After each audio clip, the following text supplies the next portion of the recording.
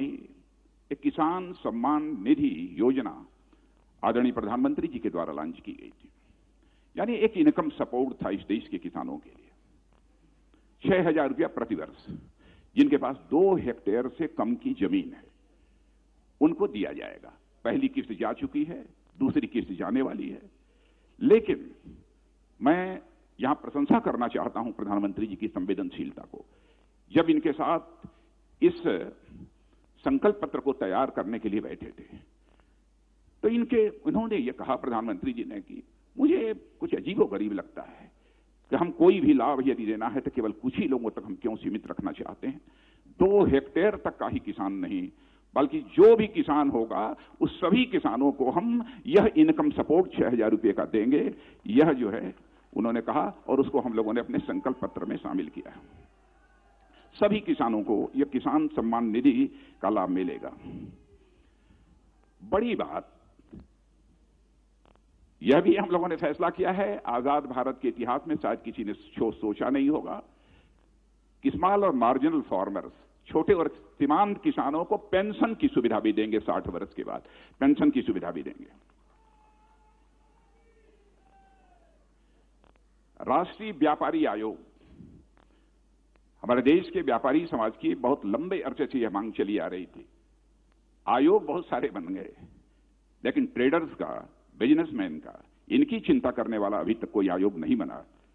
तो इस संकल्प पत्र में हम लोगों ने यह संकल्प लिया है कि हम राष्ट्रीय व्यापार आयोग बनाएंगे। और राष्ट्रीय व्यापार आयोग जो बनाएंगे इनएक्टिव यह आयोग नहीं होगा बल्कि वेरी इफेक्टिव आयोग होगा। एक ऐसा हम राष्ट्रीय व्यापारी आयोग बनाएंगे। यदि हम लघु और सीमांत किसानों को पेंशन दे रहे हैं तो अपने देश के हम अपने व्यापारियों को नहीं छोड़ सकते। इसीलिए हम लोगों ने यह भी संकल्प पत्र में कहा है कि हम देश के छोटे दुकानदारों को भी पेंशन की सुविधा 60 वर्ष के बाद मुहैया कराएंगे। समावेशी विकास, इंक्लूसिव ग्रोथ इस देश का होना चाहिए। यह हम सबकी चाहत है। समाज के सभी वर्ग, चाहे एससी हो, चाहे एसटी हो, चाहे महिला हो, दिव्यांग हो, कोई छूटे ना, सबका विकास होना चाहिए। यह इसका पूरा संकल्प हम लोगों ने अपने संकल्प पत्र में लिया है। और मैं आपसे निवेदन करूंगा कि आप जो हमारा संकल्प पत्र है उसके डिटेल में, उसके विस्तार में जाएं तो सारी चीजें आपको वहां पर मिल जाएंगी। एक संकट, और संकट ही नहीं बल्कि वैसे देश की एक चुनौती भी मानता हूं जो समय समय पर पैदा हुआ है, रीजनल डेवलपमेंट को लेकर रीजनल इम्बैलेंस, क्षेत्रीय असंतुलन। हम लोगों ने यह तय किया है कि भारत के अंदर जो रीजनल इम्बैलेंस है उसको हम समाप्त करके ही दम लेंगे। और मैं प्रधानमंत्री जी को विशेष रूप से बधाई देना चाहता हूं। जब से आपने प्रधानमंत्री की जिम्मेदारी सौंपी है बराबर आपने इसकी चर्चा की है और क्षेत्रीय असंतुलन को कम करने के लिए, धीरे धीरे उसे पूरे समाप्त करने के लिए आपने कई प्रभावी कदम भी उठाए हैं। एक और आपको याद दिलाना चाहता हूं, प्रधानमंत्री जी ने यह भी कहा था चुनाव को लेकर इस देश को बहुत बड़े खर्च का वहन करना पड़ता है, बहुत बड़े खर्च की जिम्मेदारी संभालनी पड़ती है। पैसा किसका खर्च होता है? जो हमारे देश के आम नागरिकों की जेब से पैसा आता है, करों के रूप में, वही खर्च होता है। कोई भी संवेदनशील प्रधानमंत्री होगा स्वाभाविक रूप से उसके मन के अंदर यह भाव पैदा होगा। तो प्रधानमंत्री जी ने उसी समय कहा, देश की जनता का आह्वान किया था, इस पर बहस होनी चाहिए कि देश में सारे चुनाव साथ हों, हर महीने चुनाव नहीं होने चाहिए। तो यह भी हम लोगों ने यह संकल्प इसमें लिया है कि हम इस पर बहस करेंगे और इस पर कंसेंसस बनाएंगे। यह भी हम लोगों का संकल्प है। गुड गवर्नेंस का जहां तक प्रश्न है, गुड गवर्नेंस के बारे में मैं समझता हूं कि कोई बहुत लंबी चौड़ी बात करने की आवश्यकता नहीं है। यह सभी स्वीकार करते हैं। जहां पर हमने बहुत सारे स्ट्रक्चरल और प्रोसीजरल रिफॉर्म्स किए हैं वहीं पर सिस्टम में भी काफी चेंजेस लाए हैं। उदाहरण तो हमारे पास कई हैं लेकिन मैं एक का उदाहरण देना चाहता हूं, direct benefit transfer system. Direct benefit transfer system से जो सहायता, चाहे वो विडो पेंशन हो, ओल्ड एज पेंशन हो, चाहे वो कोई सब्सिडी हो, यह पहले मिडिल मैन के माध्यम से जो लोगों के द्वारा पहुंचती थी, अब वो डायरेक्ट बेनिफिट ट्रांसफर सिस्टम के माध्यम से पहुंचना प्रारंभ हुई है। जिसका परिणाम यह हुआ है कि हम लोगों ने 1,10,000 करोड़ रुपए की बचत की है। सिस्टम में चेंज लाने का यह लाभ होता है, प्रोसीजर्स में चेंज लाने का इतना बड़ा यह लाभ होता है। मजबूत करेंगे। हमारे केंद्र राज्य सरकारों के संबंध बहुत ही बेहतर हों, प्रगाढ़ हों। हम उसको और अधिक मजबूत करने के लिए जो भी आवश्यक होगा कदम उठाएंगे। मैं मित्रों यहां बहुत ही संक्षेप में एक और चर्चा करना चाहता हूं कि हमारे प्रधानमंत्री जी ने अपनी प्रतिबद्धता दोहराई है बार बार। 2022 तक हम नए भारत का निर्माण करेंगे जब आजादी के 75 वर्ष पूरे होंगे। तो उसको पूरा करने के लिए हम क्या क्या करने वाले हैं। तो ऐसे हमने लगभग 75 स्टेप्स, 75 कदम तय किए। मैं उनमें से सारे पॉइंट्स की चर्चा नहीं करूंगा, लेकिन कुछ सैलिएंट पॉइंट्स। 2022 तक किसानों की आय को 2 गुना करेंगे और 60 वर्ष की आयु के उपरांत सामाजिक सुरक्षा सुनिश्चित करने के लिए छोटे और सीमांत किसानों हेतु पेंशन योजना, इसकी मैंने चर्चा कर दी है। प्रधानमंत्री कृषि सिंचाई योजना के अंतर्गत सभी सिंचाई परियोजनाएं पूरी करने की दिशा में काम करेंगे, क्योंकि 20 साल, 25 साल, 30 साल से इरिगेशन के बहुत सारे प्रोजेक्ट जो है लंबित पड़े हुए हैं, उन्हें पूरा करेंगे। और मूलधन के सामान्य पर भुगतान की शर्त पर 0% ब्याज दर पर 1 से 5 वर्ष के लिए 1 लाख रुपए तक का हम कृषि ऋण देंगे, इसकी भी चर्चा की है मैंने। और लैंड रिकॉर्ड का डिजिटाइजेशन करेंगे, उसका जो है हम डिजिटीकरण करेंगे। युवाओं के लिए और शिक्षा के क्षेत्र में कई कदम हैं, लेकिन 2 की मैं यहां चर्चा करना चाहूंगा।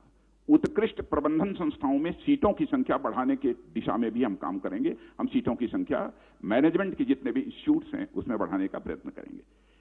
जो हमारे एक्सेलेंट हमारे इंजीनियरिंग इंस्टीट्यूशंस हैं, उनमें भी हम सीटों के नंबर को बढ़ाएंगे। एक्सेलेंट इंजीनियरिंग कॉलेजेस, जो संस्थाएं हैं इंजीनियरिंग की, उनमें भी हम बढ़ाएंगे। और इतना ही नहीं, लॉ से जुड़े जितने भी इंस्टीट्यूट्स हैं, लॉ कॉलेजेस हैं, उनमें भी सीटों को बढ़ाने की दिशा में हम कदम उठाएंगे। बुनियादी ढांचा माने एक इंफ्रास्ट्रक्चर डेवलपमेंट के लिए प्रत्येक परिवार के लिए पक्का मकान, जिसको कि अध्यक्ष जी ने भी कहा है। अधिक से अधिक ग्रामीण परिवारों के लिए एलपीजी गैस सिलेंडर, लेकिन अध्यक्ष जी ने कहा है कि हम सभी गरीब परिवारों के लिए एलपीजी गैस सिलेंडर मुहैया कराएंगे, तो हम इस लक्ष्य को हासिल करके ही दम लेंगे। सभी घरों का 100% विद्युतीकरण, power in every village, power for all, यही लक्ष्य रखकर हमारी यह सरकार मोदी जी के नेतृत्व में काम कर रही है। प्रत्येक घर में शौचालय, 98% घरों में इस लक्ष्य को हमने हासिल किया है। सभी घरों में स्वच्छ पेयजल की उपलब्धता, यह भी हम करेंगे। सभी घरों में स्वच्छ जल पीने के लिए मिले, पीने का पानी मिलना चाहिए। नेशनल हाईवेज का काम बहुत अच्छा हुआ है। नेशनल हाईवेज की लंबाई है जितनी, उसको हम 2 गुना करेंगे, जस्ट डबल करेंगे। हम इस लक्ष्य के साथ अपने कदम आगे बढ़ाएंगे। और शहरों और गांवों में ODF प्लस और ODF 2+ दर्जा प्राप्त करने के लिए स्वच्छ भारत मिशन के अंतर्गत 100%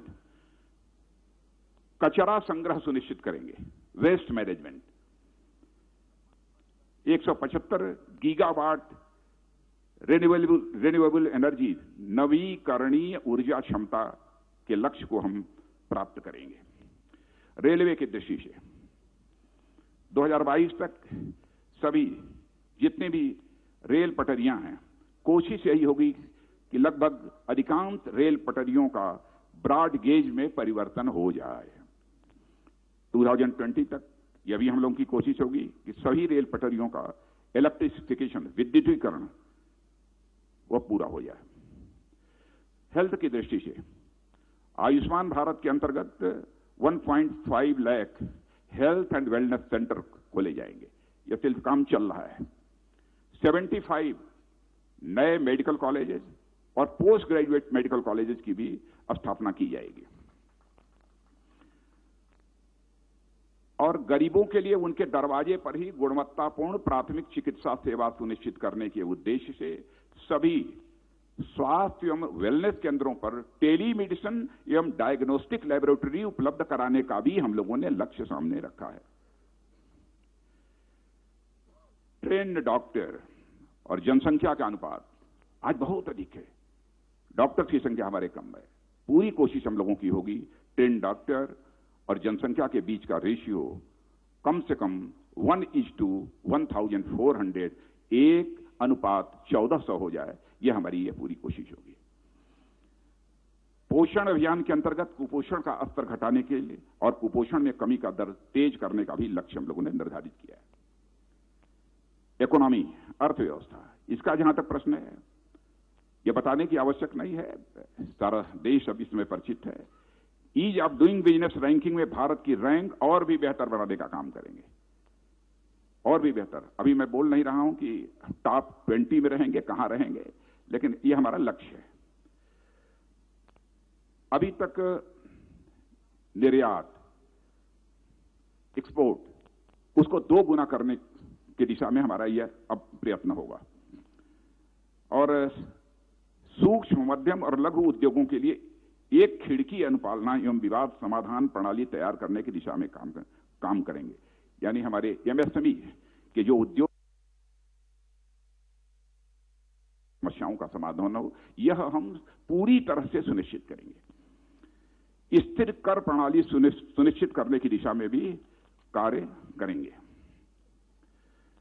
गुड गवर्नेंस की दृष्टि से प्रत्येक व्यक्ति को 5 किलोमीटर के भीतर बैंकिंग सेवा उपलब्ध हो, इसे हम इंश्योर करेंगे। अदालतों का भी डिजिटाइजेशन का सिलसिला चल रहा है, हम इसको डिजिटाइज भी करने की कोशिश करेंगे और इसे मॉडर्नाइज भी करने की कोशिश करेंगे।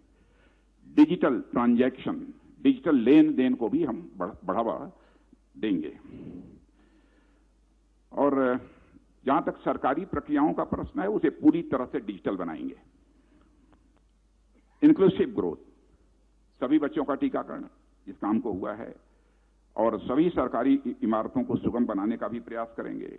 हर आदिवासी स्वतंत्रता सेनानी, हम 6 आदिवासी स्वतंत्रता सेनानी संग्रहालयों के निर्माण का कार्य हम पूर्ण करेंगे आदिवासियों के लिए, जो उनके स्वतंत्रता सेनानी हैं। पंच तीर्थ सर्किट का विकास पूरा करने की दिशा में हम काम करेंगे। जैन समाज, छोटे दुकानदारों को प्रधानमंत्री श्रम योगी मानधन योजना में सम्मिलित करेंगे, और सभी असंगठित मजदूरों के लिए व्यापक सामाजिक सुरक्षा कवरेज के साथ बीमा, पेंशन आदि यह सब सुनिश्चित करेंगे। महिलाओं के लिए महिला कार्यबल भागीदारी दर बढ़ाने की दिशा में काम करेंगे। वैसे हमारे यहां महिलाओं का पार्टिसिपेशन, अन्य सर्विसेज की बात छोड़ दीजिए, हमारी फोर्सेस में भी बढ़ा है, काफी बढ़ा है। देखिए, और अधिक आगे बढ़ाएंगे। 3 तलाक के विरुद्ध कानून बनाकर मुस्लिम महिलाओं के लिए हम न्याय सुनिश्चित करेंगे। सांस्कृतिक धरोहर, 2022 तक स्वच्छ गंगा का लक्ष्य हम प्राप्त करेंगे। स्वदेश दर्शन, प्रसाद और हृदय योजना के अंतर्गत सभी परियोजनाओं के कार्य को शीघ्रता से पूरा करेंगे। सभी राष्ट्रीय संग्रहालयों के संग्रहों का डिजिटाइजेशन करेंगे। मित्रों, यह सब जो प्रमुख हमारे विजन डॉक्यूमेंट के बिंदु थे, पॉइंट्स थे, उस ओर मैंने आप सबका ध्यान आकर्षित किया है। और मैं पुनः इस बात को दोहराना चाहता हूं कि हमारी सरकार का जहां तक प्रश्न है, नरेंद्र भाई मोदी के नेतृत्व में, जैसा मैंने पहले कहा, जन सामान्य का भरोसा और विश्वास बढ़ा है। इसलिए हम जो कहा है हमने, उसे हम करके ही दम लेंगे। इसी संकल्प के साथ हम यह संकल्प पत्र देशवासियों के समक्ष प्रस्तुत कर रहे हैं। आप सबको बहुत बहुत धन्यवाद।